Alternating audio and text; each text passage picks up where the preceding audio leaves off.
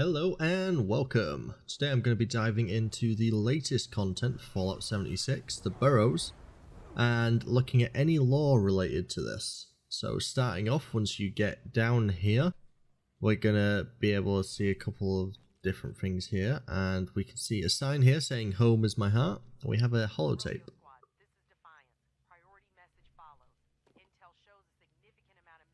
And on this terminal we have a welcome.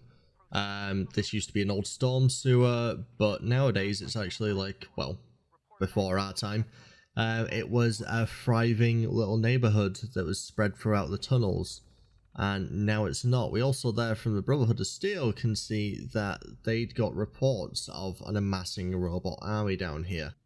Now there is a little bit of disappointment regarding that fact, but we'll get to that later on.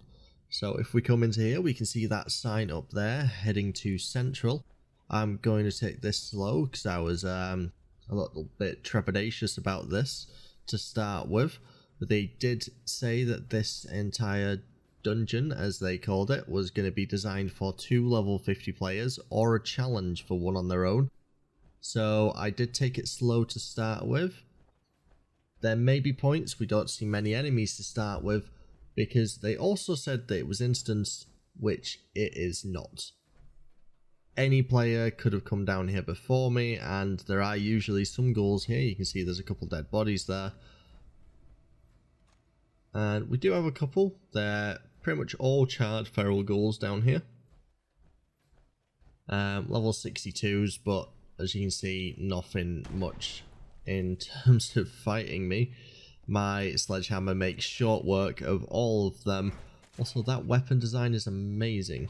Like, can you imagine being hit with a sledgehammer that someone's just stuck nails to the side of? That would hurt. Even using my hunting rifle, I can pretty much one-shot everything down here. That hunting rifle is nothing special, so these aren't really good mobs. I mean, it is a legendary hunting rifle, but the only effect on it is suppressor, which is actually a terrible, terrible legendary effect for a hunting rifle, really. Maybe okay if you're in a sniping match, but yeah, there are many other different legendary effects I would love a lot more than that. Just gonna keep looking through these tunnels. It does, to begin with, until you've been through a couple of times, does seem to have quite the labyrinthine kind of set out. Lots of little nooks and crannies in these storm sewers where people were living and making a life for themselves, but it seems to all be gone. Did all of them turn to ghouls? We'll have to head on deeper to find out. Looking down here, we've got some machinery. This is probably from pre-war for sorting out all the sewage and such. But there doesn't seem to be much really in terms of anything else. We have got quite a few barrels, maybe a couple of wooden crates, but nothing else. If we head on down this way though, this is heading to a little bit more. We've got some seats and tables here, so it definitely looks like this was a bit more lived in than that little staircase there. Got some sugar bombs that are still good after all these years. Got some tents as well, so they weren't just living out on the open down here. They also had some tents and some basketball hoops there. So they had some recreational activities. And here we can see the kind of main dining hall for this area for them. Looking around, there's just more tables. We've got a little table here with a lot of coffee cups, some hot plates. We can see that the last thing they had on the menu was rat steak and fungus soup. And we have a warning here, the first indication of anything going wrong. Apparently someone called Marcus has taken over the main central chamber and set up the robots as well, the turrets. And don't go that way because you're just going to get shot down essentially. Is this what the Brotherhood of Steel was picking up? All these robots down here, were they just stationary turrets that this Marcus had set up? We'll have to carry on. We've got a little bit of a pantry here for the dining room. I thought that there might be quite a bit of food in here because it looks quite well stocked, but once you get in there you can see a lot of it's just junk. Coincidentally, this place is a pretty decent place to actually get away with grabbing some good junk. There's all sorts all scattered around here. So you can make a good run of just filling up your junk stockpiles while down here. But having seen that, let's head a little bit deeper. We have 2 ways to go here. We're going to go down this way. We can see some more tables from the dining area. We've got a broken pipe here going down. We've got 2 ways to go. Well, 3 ways. One opens out into this area we can drop down into, but we'll get to that later on. Going back to check the other 2, we can see that one is locked off and actually just takes us back to the dining room, and the other one is completely sealed. Now, just checking this other doorway, we can see a new kind of flora. I haven't actually seen this before, called a guts room. It looks horrendous. I can see what they mean by guts room. It looks like, well, someone shot someone and their intestines have spilled out. And we can see someone who had a very nice last day down there drinking their wine stuck in a room. And guts room there, it gives you 6% food and a 2% chance of getting a disease. See, someone else apparently has been down here and dropped their guts room as well. They apparently didn't like it. Now, heading back into the main kind of corridor, we can see there's another sign pointing to Central. And we've got a lot of rubble and broken down bits. We can actually see there we've got a turret that's level 40, so making our way just a little bit backwards to see how this all connects up. See, this is all completely blocked off there, but we do have a side room here we can take a look in. And sneaking in here, we can see actually some more ghouls, some hidden ones. Take a couple of pot shots, try to clear these guys out before they see who we are. Apparently not with that one though, because I'm gonna miss. Luckily VATS, they're always there to make up for any missed shots. And it looks like I have summoned a little bit of a horde of ghouls. Not much though, there are only a couple of them. Now heading on into that room where they all disappeared. Let's see, we've got some shooting range from the looks of it here. We've got some guns scattered around. And maybe these were all people who died here thinking that they could hide in the shooting range. Got a lot of fusion generators scattered around here. And if we go into the water, we can actually go through this little doorway here. Just trying to keep my breath in my power suit apparently.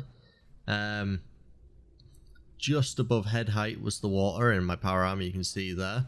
But once we get out onto the other side, we can jump onto this and it's not so bad anymore. See, this is the kind of thing I liked with this. There was little sneaky like ways around stuff, but it wasn't optimized greatly. I think this could have been, I don't get me wrong, I don't hate this as much as I've seen all the hate that the Burrows is getting. I think it could have definitely been better. I think it could have been marketed better. But I don't think it's a bad dungeon. Aesthetically, I like the look. I like the way it's set out. It's really well designed. Could have done with being changed up a little bit for multiple players. Now, you can see here, I'm on that bridge. I hadn't actually realised where I was. But there's that turret that I saw earlier. Gonna sneak around, take a pot shot at it. And then gonna throw out a plasma grenade and shoot it in midair. That's gonna take out that turret there. Don't have to worry about that anymore. Looks like that may be the way to the central chamber, but we're gonna carry on looking around. We've got a computer over here with a flamer trap set up next to it, but looks like someone's already set that off before us, so we can extend the bridge and also have a look at what that actually said. This is from before the war. Apparently there were some problems with the bridge, and there was some like homeless people and such living under here, and the engineers didn't really want to get rid of them, but they kind of had to. And we see that bridge does not stay extended for long. And you can see this is where that pipe came through. The one with the drop just dropped down into that room. You don't really need to extend the bridge. I just hopped straight up with marsupial there, no problem whatsoever. And it looks like we get into another bit where people habitated a lot more. We've still got some of the people chilling out around here. Some of them quite not sure what they're doing with themselves. But they're coming from all over the place. Not gonna lie, there are some points in here where you can get absolutely swarmed with them, and it's fantastic because you just hack and you whack and you smack and everybody dies. It's fantastic. But heading on a little bit deeper into the actual part that people have been living in, we have a note from Maud, which I'm not going to be able to read because apparently I did summon one of those hordes a little bit. There are quite a few. Going to hop around because marsupial's there for when you get attacked by so many ghouls.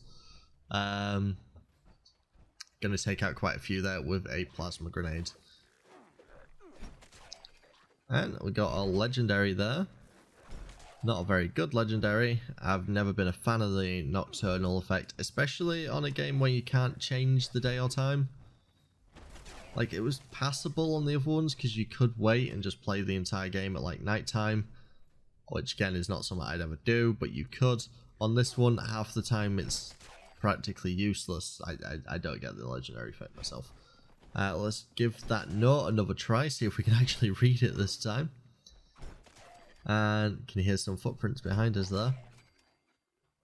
But apparently this is just about Marcus kicking them out and the fact that Marcus armed his group.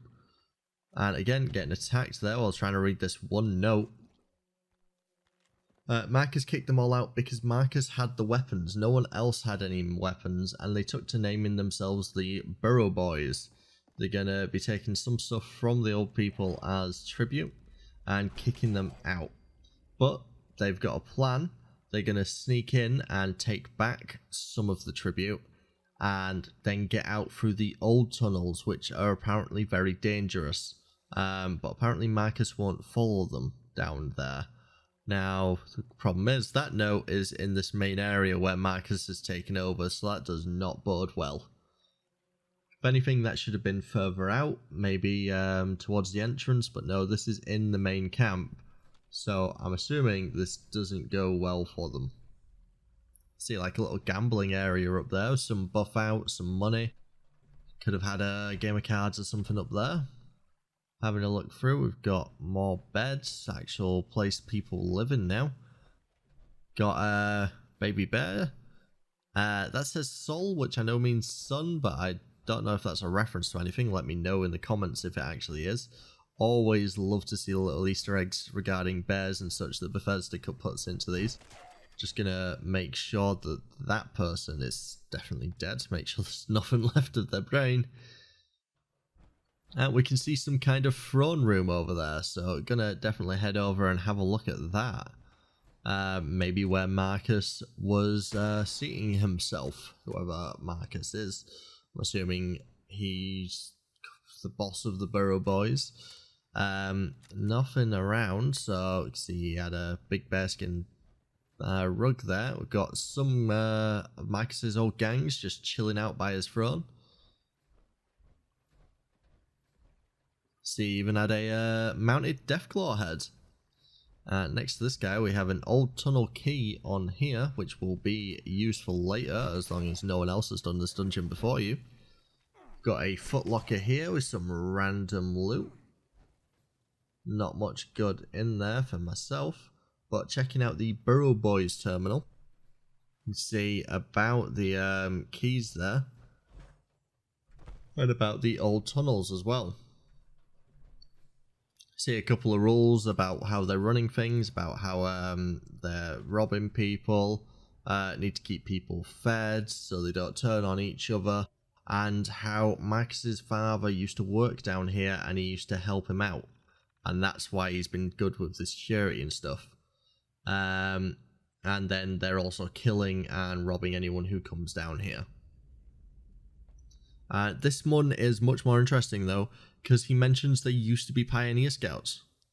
That's very interesting. The Pioneer Scouts, the story does end in this part of the map. And now we've got a little bit more. So some of the Pioneer Scouts became the Burrow Boys, and they took over the Burrows from the people who were already living here underneath Harpers Ferry. So it's very interesting to know. I wonder how that's actually going to kind of lead in with the next part of the DLC we're going to be getting with the Pioneer Scouts. now that we know that some of them went rogue and became bandits, essentially. To be honest, doesn't really surprise me. There wasn't many ways for a bunch of kids that grew up in the apocalypse to go. Having a look, you can see the that holotape disappeared there. Not much on it, but it just kind of completely disappeared out of my inventory as well. Wouldn't let me load it or get rid of it or anything like that. We can see that this place was defended by some turrets. Gonna dismantle that. And because this video is getting quite long, I'm gonna split it into 2 parts. In the next video, we're going to have a look into what the Brotherhood of Steel meant by all the robots, because so far all we found down here is a horde of ghouls, probably the remnants of the Burrow boys that are left down here. Nothing really. We found a terminal about some robots and turrets and stuff, but that's about it. So next time, join me as we continue the search for what happened to the Brotherhood of Steel.